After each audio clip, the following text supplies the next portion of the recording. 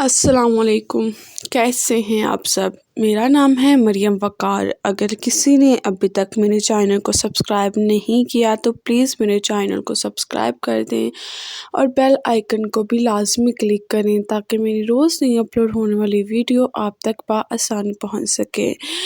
آج جو ہے میں آپ سے اپنی لائف کا ایکسپیرینس شیئر کرنا چاہوں گی کہ کس طرح جو ہے وہ زندگی میں مشکلات آتی ہیں اور ان مشکلات سے ہمیں کس طرح نکلنا ہوتا ہے، اور وہ کون سی ایسی صورتیں ہیں جو ہماری زندگی کو واقعی بدل دیتی ہیں۔ تو میں جو ہے وہ کسی بہت زیادہ ہائی فیملی سے بلونگ نہیں کرتی ہوں کہ جہاں پہ بہت عیش و عشرت دیکھی، لیکن یہ ضروریات جو ہے زندگی کی الحمدللہ وہ پہلے بھی پوری ہوتی تھی اور اب بھی وہ پوری ہوتی ہیں۔ بس اس میں مین پوائنٹ کیا ہے کہ ہمیں جو ہے جتنا بھی اللہ نے ہمیں دیا اس میں اللہ کا شکر ادا کرنا چاہیے، نہ کہ ہم کسی کو دیکھیں اور دل میں یہ حسرت کریں کہ اس کے پاس یہ چیز ہے تو ہمارے پاس یہ چیز کیوں نہیں ہے۔ سٹارٹنگ سے لے کے اب تک دیکھیں ان میرڈ لائف میں اتنی مشکلات کا سامنا نہیں کرنا پڑتا ہے جو میرڈ لائف میں کرنا پڑتا ہے۔ ان میرڈ میں کیا ہوتا ہے، انسان ٹین ایج میں ہوتا ہے اور ایسی بہت سی غلطیاں کر جاتا ہے کہ جس کا اس کو اندازہ ہی نہیں ہوتا، اور وہ اس چیز کو سوچ ہی نہیں پاتا کہ میں نے کون سی اور کدھر کدھر غلطی کی ہے۔ تو ماں باپ بھی ہوتے ہیں جو ہماری جو ہے وہ نادانی سمجھتے ہیں ہماری غلطیوں کو، اور ہمیں جو ہے وہاں پہ اتنے سیکریفائسز نہیں کرنے پڑتے جو ہمیں میرڈ لائف میں کرنے پڑتے ہیں۔ شادی سے پہلے کیا ہوتی ہیں، کیا ٹینشن ہوتی ہیں، پڑھائی کر لو، کھانا تو جی نماز پڑھی ٹھیک ہے، نہیں پڑھی تو تب بھی ٹھیک ہے۔ لیکن جو ہماری یعنی کہ ان میرڈ لائف تھی وہاں پہ جو ہے بڑی سختی ہوتی تھی نماز کی، کہ نماز جو ہے وہ ہر حال میں پڑھنی ہی پڑھنی ہے، اور زیادہ مسئلہ جو ہوتا تھا اسٹڈی کے دوران فجر کی نماز کا ہوتا تھا، اور اس میں اکثر جو ہے ہمیں امی سے جوتا پڑتا تھا، وہ نہیں پڑتا تھا تو ڈانٹ لازمی پڑتی تھی کہ دنیا کے کام کے لیے آپ لوگ اٹھ جاتے ہیں لیکن دین کے کام کے لیے آپ سے نہیں اٹھا جاتا۔ تو تب جو ہے ان کی باتوں کو اگنور کیا جاتا تھا کہ پتہ نہیں ہے ایسا کیوں کہتی ہیں۔ تو میں آپ کو یہ چیز بتا دوں کہ انسان جب ڈپریشن میں ہوتا ہے نا، جب بہت زیادہ اس کو سوچوں نے گھیرا ہوا ہوتا ہے، تب نہ نماز پڑھنے کو دل کرتا ہے، نہ قرآن پاک کو کھولنے کا دل کرتا ہے۔ ہم کیا چاہتے ہیں، ہم آسرے ڈھونڈتے ہیں کہ کسی نہ کسی کا ہمیں آسرا مل جائے اور اس سے جو ہے ہم اپنی ہر چیز ڈسکس کر لیں۔ تو ان میرڈ لائف میں اتنی سوچیں، اتنے سیکریفائسز نہیں ہمیں کرنی پڑتے۔ وہاں پہ صرف جو ہے ان میرڈ لائف میں ہمارا جو یہی سوچ ہوتی ہے کہ جی پڑھنا ہے، یہ کام کر لو، وہ کام کر لو، کیا ٹھیک ہے، نہ کیا تب بھی ٹھیک ہے، تب ہماری یہ سوچیں ہوتی ہے۔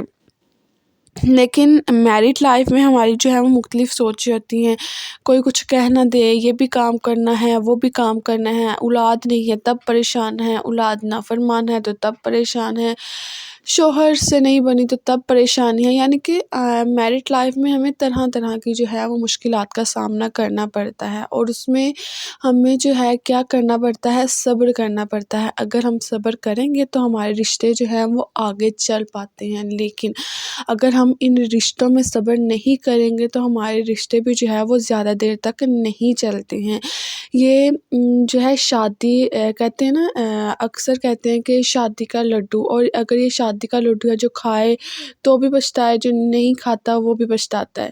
تو یہ تو کہاوتیں بنی ہوئی ہیں نا، اور یہ آج کے دور تک جو ہے وہ استعمال بھی ہو رہی ہیں، شروع سے لے کے اب تک یہ استعمال بھی کی جا رہی ہیں۔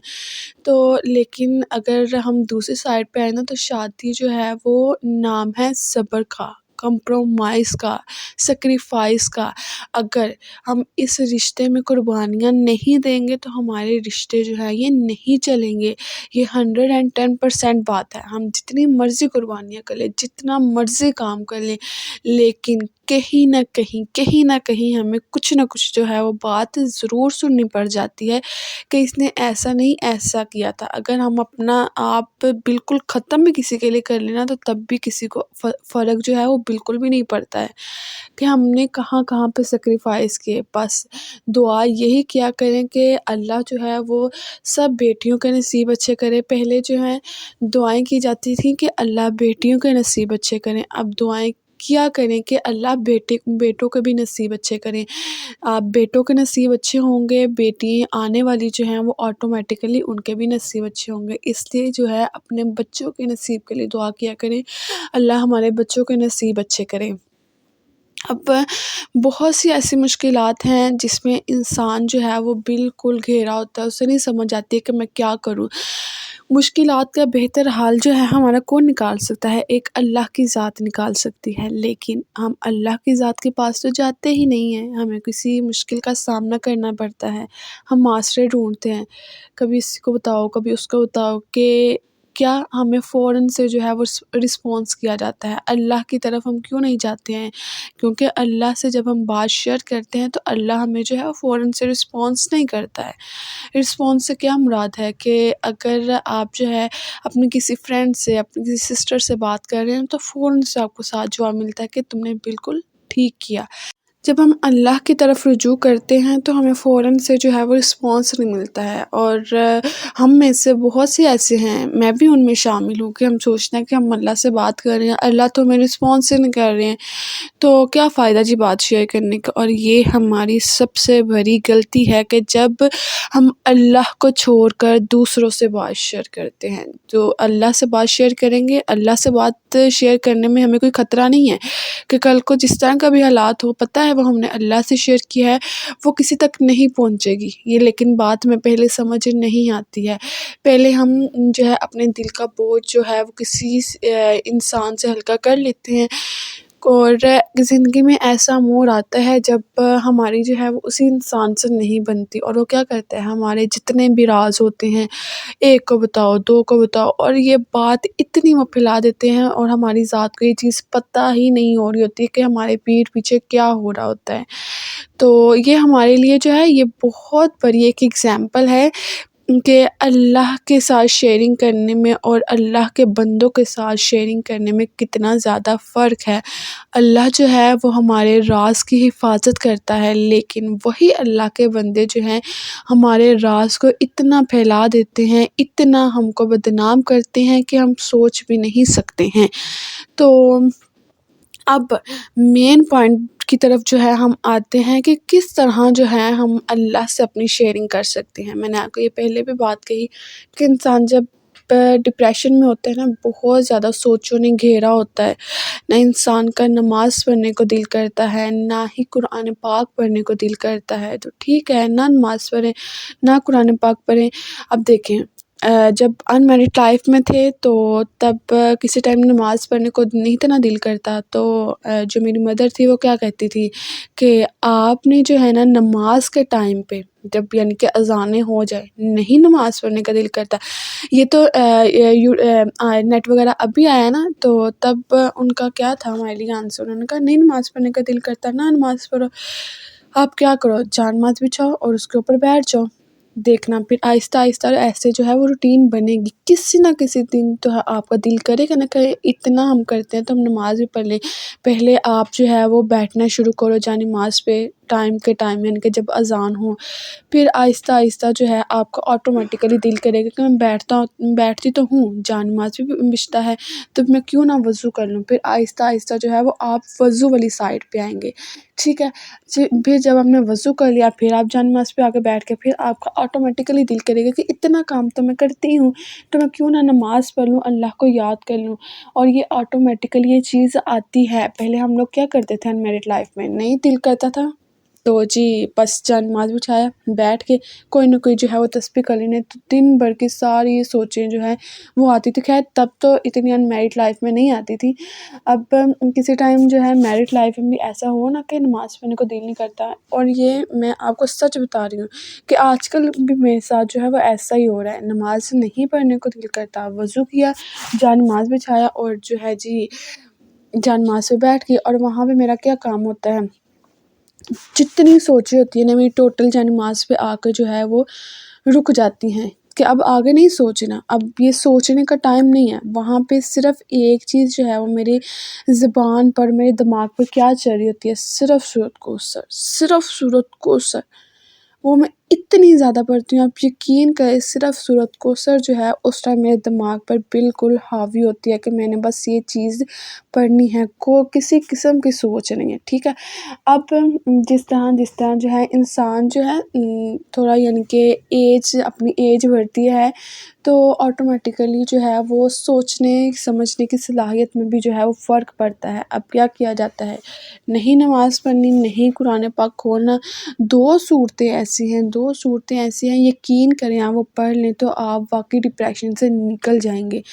پہلے نمبر پر جو ہے وہ سورۃ بقرہ، آپ کو لمبی لگتی ہے، آپ نے نہیں پڑھنی ہے، کیا کریں، آپ اپنی روٹین بنا لیں کہ آپ جو ہے وہ سورۃ بقرہ ڈاؤن لوڈ کر لیں موبائل میں، اور روز صبح جو ہے وہ اپنے سرہانے کے پاس جو ہے یہ سورۃ بقرہ لگائیں۔ یقین کریں اتنا دل کو سکون، اور جتنی سکون کی نیند جو ہے اس سے آئے گی، یقین کریں بہت سکون کی نیند آئے گی، آپ کا ڈپریشن بھی ختم ہوگا، آپ کی سوچیں ختم ہو جائیں گی اس سے، ٹھیک ہے۔